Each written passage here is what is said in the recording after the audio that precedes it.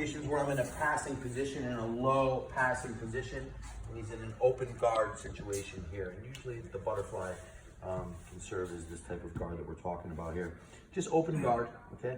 It can be many variations, but the mechanics of this position are really always the same. He has two legs that are independently moving around trying to hinder me from passing. What I have to look at first is the direction of his knees. What I don't want is both of his knees to be facing upwards. If both of his knees are facing upwards, he's going to be in a very strong position. If both of his knees are facing upwards, that means that he's flat on his back. When one leg is pinned to the ground and one is pointing to the side and one upward, well then he's on his side, okay? So my goal always, in what I think of it as a clock, right now his legs are at 10 and 2.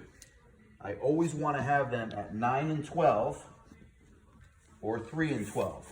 And what that does is makes a lower leg, okay?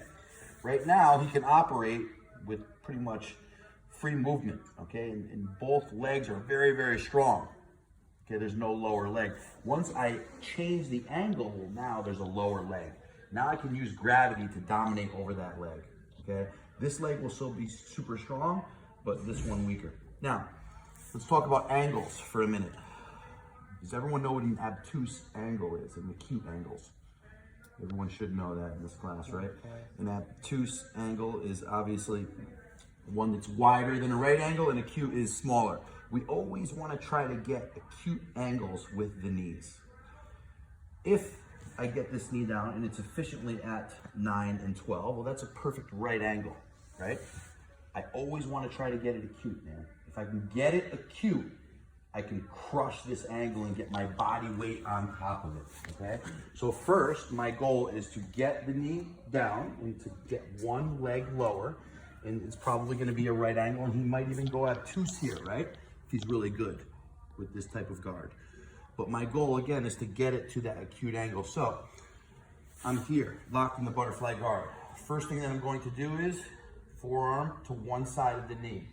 Other grip here, watch what I do. My shoulder goes in and I lock right on the shin with the shoulder. My grip, I cup low as I can. Don't cup high. If I cup high and I squeeze here like this, he can easily extend his leg. But when I lock my shoulder and then I grab lower here, it's much, much more difficult. A home run would be for my shoulder to be down at his ankle and then pushing and locking my arm on his hip here. As you can see from this position, I lock my elbow down and tight. Very, very, very difficult for him to maneuver, okay? So once I'm here, I get that position and I get those grips. Now, from here, it's gonna be a slight shrug, okay? Just like we did standing, pretty much. I use my shoulder and this grip to just shrug to the side. As I do that, I get my body weight on top. Okay, once my body weight's on top, now I can crush him down, and look how simple it is to pass. So we're gonna start in this 10 and 2 positioning with the knees here.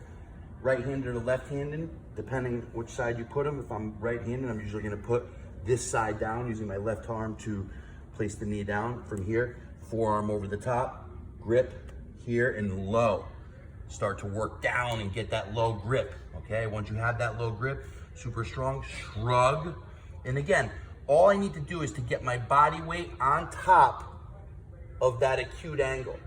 And then look what happens. I crush in a straight line down all my body weight directly onto the legs to sandwich that angle all the way in. An acute angle is a weak angle with the knees, okay? So as soon as I get that, right down, and then I can easily pass to this side. Ready?